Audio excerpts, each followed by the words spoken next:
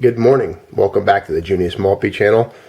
Thanks for joining us as we take an alternative look at today's news and headlines. Today we're going to isolate our conversation and look at this article that was out yesterday, and obviously based on the theme that we focus on here on the channel, we have to take a close look at this and talk about it.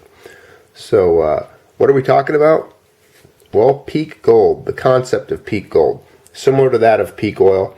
Peak meaning it's reached an apex in its production and the amount that there is available to us as humans that are out there finding it, gathering it, and extracting it.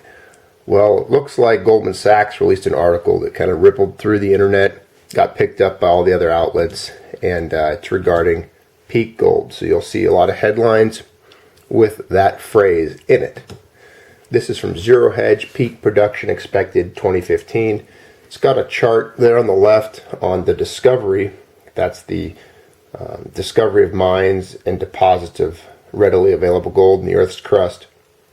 And then you can see how it's kind of dropped off there and predicted to drop off further as time goes on. If you look to the right, that's production rates of gold.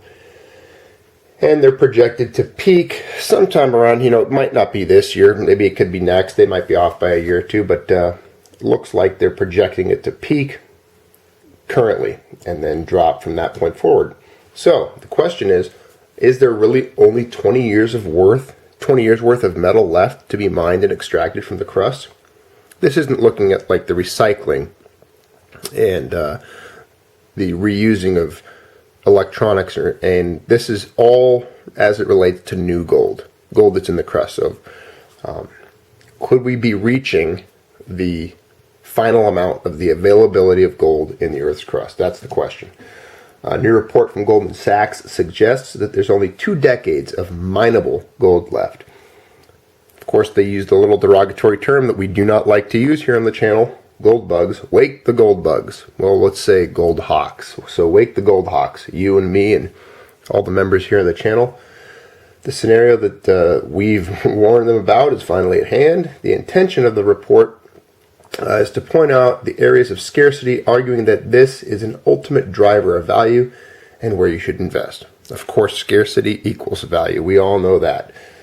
Decreased supply with a high demand of any commodity is going to increase that commodity's value.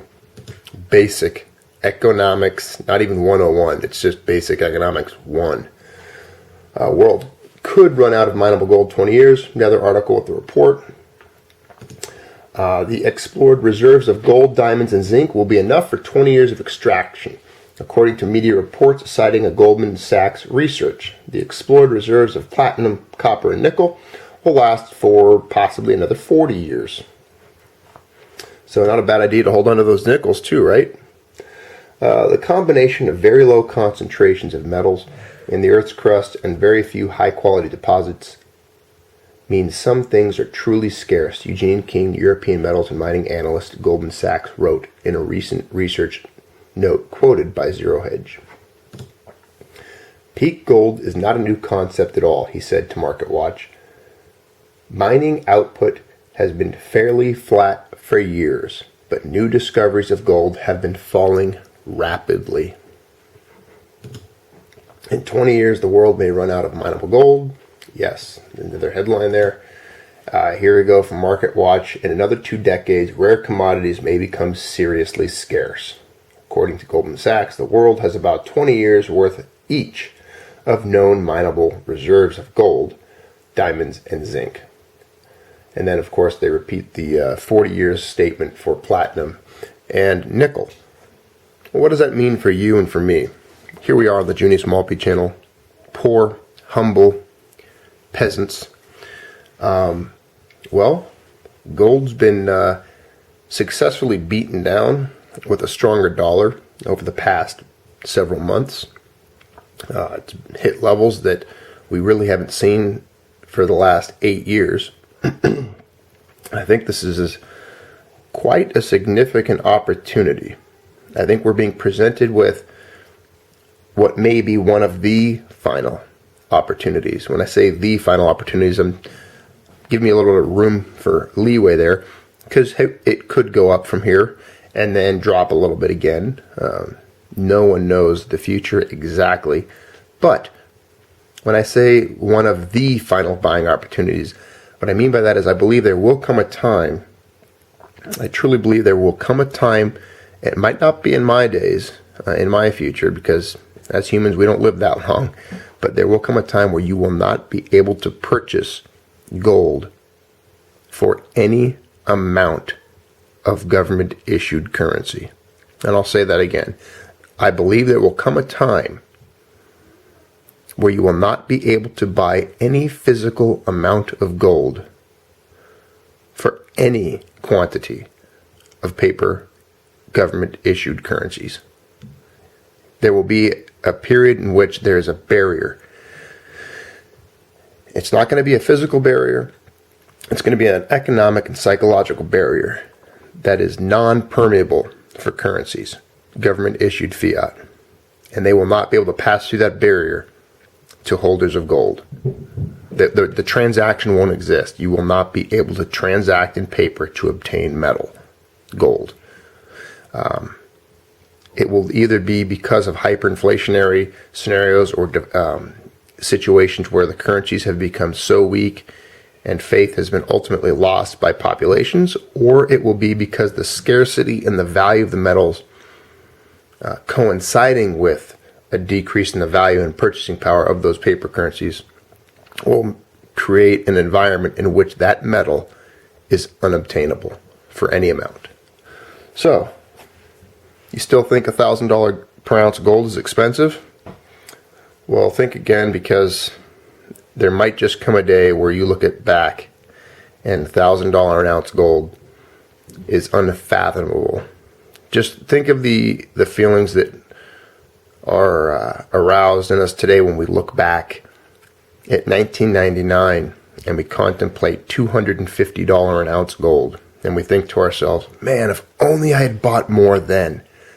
Gosh dang it, if only I had known.